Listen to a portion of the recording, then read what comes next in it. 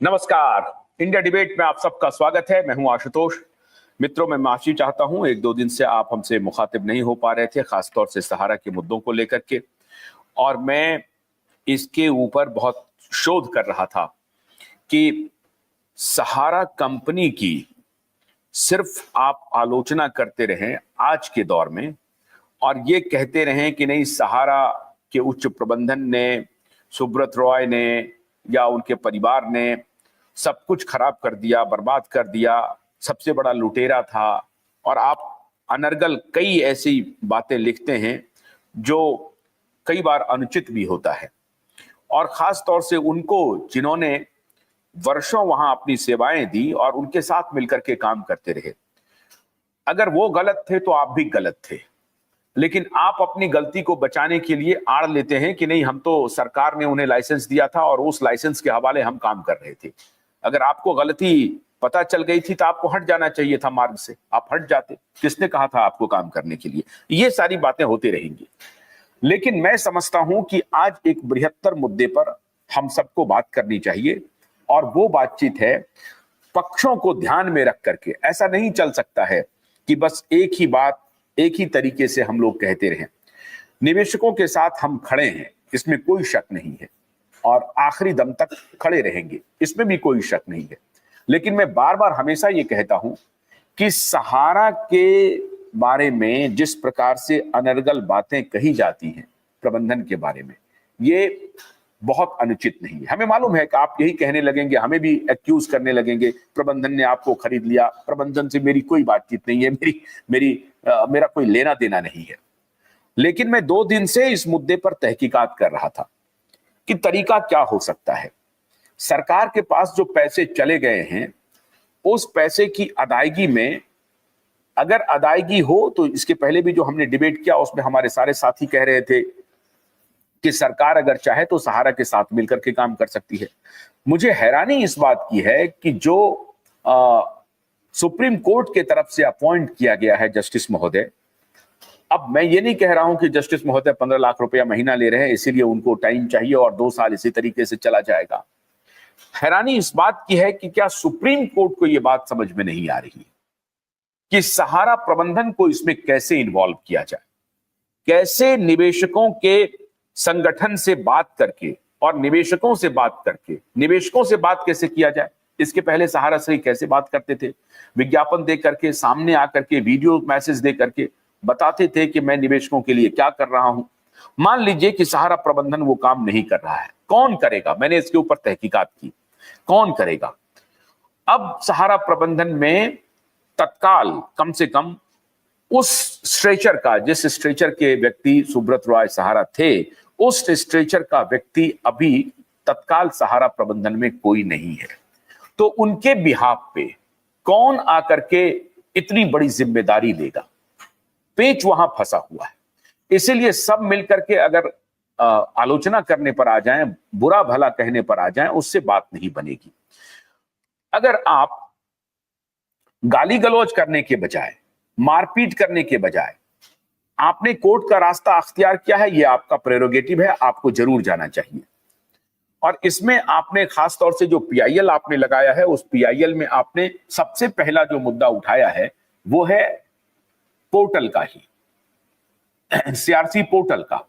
और आपने ये बहुत मजबूती से कहा है कि सीआरसी पोर्टल में बहुत सारी खामियां हैं और उससे भुगतान होने में बहुत विलंब लगेगा। अब आपने सुप्रीम कोर्ट से आदेश ले लिया 31 दिसंबर 2025 तक।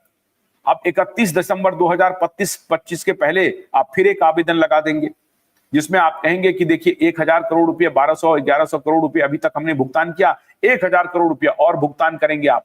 और फिर आप कहेंगे कि हमने 2000 करोड़ का भुगतान किया है, भुगतान करना है 86,000 करोड़ का, लेकिन आप कहेंगे कि भुगतान किया 2000 करोड़ का, हम बढ़ रहे हैं, डिफिशियंसीज को दूर कर रहे हैं, गलतियों को दूर कर रहे हैं, खामियों को दूर कर रहे हैं, और इस तरह से हम काम कर रहे हैं। ऐसे में निवेशक परेशान हो जाएंगे। निवेशकों की परेशानी का हल क्या हो सकता है? एक बहुत आसान तरीके से हो सकता है कि सहारा प्रबंधन को सरकार मजबूर करे कि आप निवेशकों से बातचीत शुरू कीजिए। अब निवेशकों से बातचीत शुरू कैसे होगी, कौन करेगा? उनके प्रतिनिधि को बुलाया जाए और फिर ये निवेशक के साथ बातचीत शुरू करके एक रोड मैप तैयार किया जाए। सहारा प्रबंधन एक रोड मैप तैयार करके सरकार को बताए कि आप हमारे साथ आइए, आपके पास जो 10-15 हजार करोड़ रुपए हैं उसे आप हमारे साथ मिलकर के भुगतान कीजिए। अभी जो हमारे पास जो फीडबैक आया है कि सहारा पोर्टल के माध्यम से जो भुगतान हो रहा है उसमें सहारा प्रबंधन की कोई भूमिका नहीं है। जब उनको पूछा जाता है तो थोड़ा मोड़ा वो बोलते हैं, लेकिन उनकी कोई भूमिका नहीं है। सीआरसीएस जो है सो फैसला कर रही है, जिसको उनको लगता है कि ये डिफिशियंसी है, इसमें कमियां हैं, उनको वो रिजेक्ट कर देते हैं। और यही रिजेक्ट करते करते करते करते 99% आवेदन जो है उसको रिजेक्ट कर दिया गया। अब उस रिजेक्ट के सबमिशन के लिए दूसरा पोर्टल खोल दिया गया, अब उसकी भी कोई गारंटी नहीं है। अगर इसी रफ्तार से पैसे की अदायगी चलती रही तो निवेशकों के लिए बहुत कठिन होगा आगे का जीवन जीना। इसलिए जरूरी क्या है कि निवेशक और सहारा कंपनी जो दो बड़े स्टेक होल्डर हैं वो दोनों एक साथ आए। कैसे एक साथ हैं? वो ऑलरेडी एक साथ आने का तात्पर्य है कि एक साथ हैं, लेकिन जो निराशा का वातावरण है, जो माहौल बना हुआ है, जिसमें अनाप शनाप बातें लिखी जा रही हैं, अलग अलग अदालतों में केस किए जा रहे हैं, पुलिस में कंप्लेन किए जा रहे हैं, लोग भाग रहे हैं, अपनी जान बचाने के लिए शहर छोड़ रहे हैं, परिवार को छोड़ रहे हैं। इस स्थिति के बजाय अगर हम एजेंट को, निवेशक को और कंपनी को सबको साथ ला करके सरकार पर दबाव बनाएं, या फिर सरकार से हम लोग ये दबाव बनाएं। मैं मीडिया के माध्यम से ये अपील करता हूं कि सरकार को अपनी भूमिका स्पष्ट करनी चाहिए। सरकार को कहना चाहिए कि मैं आपके ऊपर विजिलेंस रखूंगा, आप पैसा अदा कीजिए और एक भी अगर शिकायत आ गई कि मुझे पैसे नहीं मिल रहे हैं तो हम वहां पर कार्रवाई करेंगे। कहने का तात्पर्य यह है कि सरकार जो पैसा अदा कर रही है ये रूट बहुत लंबा है और इस रूट से कंपनी का भी नुकसान हो रहा है और निवेशक का भी नुकसान हो रहा है, एजेंट का भी नुकसान हो रहा है। लाखों लोग अपना एम्प्लॉयमेंट बर्बाद कर रहे हैं। अगर ये कानून सम्मत था, अगर ये कानून सम्मत था, कानून के माध्यम से पैसे लिए जा रहे थे, तो आप उसी कानून के माध्यम से फिर से उन्हें कहिए कि आप जो पैसे लेंगे उसको अदा कैसे करेंगे, ये बताइए। एक बात तो शोध में स्पष्ट हो गया। मैं आपको एक एग्जांपल देता हूं। अगर 217 शहरों में सहारा की प्राइम सिटी होम शुरू हो गई होती, उसमें बहुत सारे घपले भी होते, बेईमानी भी होती, झूठ भी होता, फ्रॉड भी होता, सब कुछ मान लिया। हर कंपनी में घपले चोट होते हैं और इसके लिए प्राइवेट कंपनियों में ऑडिट के लिए बड़ी बड़ी कंपनियां हैं जो ऑडिट करती हैं। प्राइस वाटर कूपर हो, लाइटी हो, ये सब अपना ऑडिट का काम करती हैं। लेकिन अगर 217 शहरों में 2008-9 में सहारा के सिटी होम्स का प्रोजेक्ट शुरू हो गया होता, कल्पना कीजिए आप, कल्पना कीजिए, तो 20,000 करोड़ का जो पैसा आया था वो मल्टीपोल्ड होकर के, इसमें कोई शक नहीं है। दुनिया का कोई भी व्यक्ति ये नहीं कह सकता है कि वो मल्टीफोल्ड नहीं होता। क्यूसॉप की बात बाद में आई है, ये तब आई है, ये 2012 में आई है। क्यूसॉप का प्रकरण बाद में आया है, जो कन्वर्जन का प्रकरण है बाद में आया है, जब सहारा फंस चुकी है।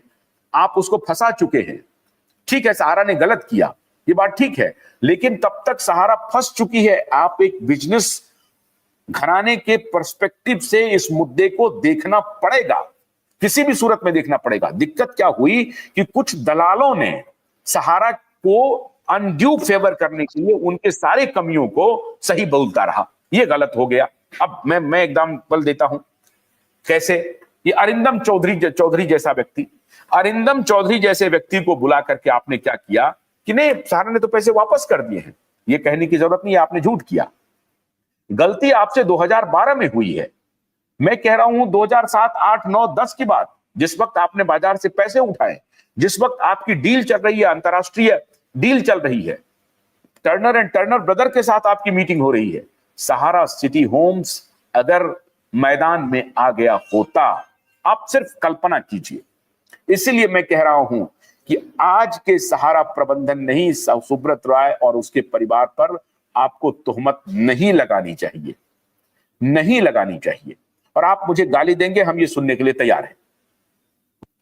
चूंकि आप परेशान हैं, हमें मालूम है, आप परेशान हैं, आप दिक्कत में हैं, आप बदहाली के कगार पर हैं। इस सब की जिम्मेदारी जरूर सहारा ग्रुप की है, मैं मानता हूं सहारा ग्रुप की है, लेकिन थोड़ा सा दृष्टि आप तकलीफ में हो तो अपना विजडम भी भूल जाते हैं लोग गुस्से में। मैं आपसे यह आग्रह कर रहा हूं कि सुब्रत रॉय या उनके परिवार को इसके लिए पूरी तरह से दोषी ठहराना उचित नहीं होगा, क्योंकि उस वक्त सुब्रत रॉय जो काम कर रहे थे, अगर वो उस पैटर्न पे चल रहा होता, हो सकता है सुब्रत रॉय सहारा को नहीं मालूम हो कि ये हम पैसा जो मार्केट से उठा रहे हैं इसको सेबी जो है ये रोक देगा और सेबी की निगाह में ये गलत हो जाएगा। हो सकता है नहीं हो, और ये कॉन्फ्लिक्ट का आधार बना। इस तथ्य पर टिके रहना चाहिए। अरिंदम चौधरी आकर के सहारा के लिए बैटिंग कर रहे हैं कि नहीं सहारा ने तो पैसा वापस कर दिया, वो झूठ है, वो गलत है। और यही काम सहारा में पदस्थापित कुछ दलालों ने किया, कुछ ब्रोकरों ने किया, जिसने सुब्रत राय को गुमराह किया, जिसने सुब्रत राय के परिवार को गुमराह किया कि ये सब बात बोलिए, मीडिया के माध्यम से गुमराह करने की कोशिश की। बहुत सारे दलालों की वजह से आज ये हालत हुई है सहारा ग्रुप की। वरना मैं ये आप ये सोचिए कि उन्होंने पैसे उठाए थे सहारा रियल एस्टेट के नाम पर। सहारा रियल एस्टेट के नाम पर जब पैसे उठाए तो भागने के लिए नहीं उठाए थे। ये मान लेना कि वो पैसे उठा करके भाग जाएंगे, ये बिल्कुल असत्य बात है। उस वक्त उनकी डील चल रही थी, वो शहरों में जमीनें खरीद रहे थे, चाहे वो मुंबई हो, दिल्ली हो, गुड़गांव हो, पुणे हो, नागपुर हो, लखनऊ हो, हैदराबाद हो। कौन सा ऐसा शहर है जिसमें सहारा ने जमीनें नहीं खरीदी? अब उसमें अलग घोटाले हो गए हों, उसमें गड़बड़ियां हो गई हों, उस पर मैं नहीं जाता हूं। आज मैं इंटेंट की बात कर रहा हूं, और इंटेंट ये था कि अगर हमने मार्केट से पैसे उठाए हैं और हम इसके लिए जा रहे हैं, हमें और पैसे की आवश्यकता पड़ेगी। क्योंकि अगर आप एक साथ 217 शहरों में कोई फ्लैगशिप प्रोजेक्ट लॉन्च कर रहे हैं तो वो 22,000 करोड़ में पूरा होने वाला नहीं है। तो जाहिर है इसी को ध्यान में रख करके सहारा ग्रुप आईपीओ लाने के लिए गई थी, और आईपीओ लाने के लिए आपके पास जो समृद्धि होनी चाहिए थी, उस समृद्धि के तहत उन्होंने सोचा कि अब मेरे पास 20-22 हजार करोड़ रुपए आ गए हैं और हम आईपीओ ला सकते हैं। और आईपीओ जब आप लाने के लिए गए तो स्क्रूटनी हुई, और वो फिर वही मैंने आपको बताया कि जो कोऑपरेटिव मैंने रिजर्व बैंक में जो लोग उस वक्त बोर्ड ऑफ डायरेक्टर्स में थे, उसमें से कुछ लोग सेबी गए, और फिर वो इनका पिछला जो तकरार था वो कंटिन्यू किया। ये सहारा का आर्गुमेंट है, मैं उस पर नहीं जाता हूं। मैं सिर्फ ये कह रहा हूं कि 2022 में जो सहारा ग्रुप ने पैसे लिए घर बनाने के लिए, अगर वो घर बन गया होता, आईपीओ आ गया होता, आईपीओ नहीं भी आता, तब भी इनको ये कहा जाता कि ठीक है, आपने जिस चीज के लिए पैसे लिए हैं ये पैसे उसमें लगा करके आप इनको पूरा कर दीजिए, लेकिन अब आप पैसा नहीं उठा सकते हैं और आप आईपीओ भी नहीं दे सकते। अगर इतनी भी बात कह दी जाती कि 22,000 करोड़ रुपए आपने जो लिए हैं वो लौटाने की बजाय आपने लिए हैं, आप कहां पर करेंगे इसका खपत, लेकिन वो कानून तो कहता नहीं, कानून इसकी इजाजत देता नहीं है, तो उनको लौटाना ही पड़ता। ये गड़बड़ी वही हुई।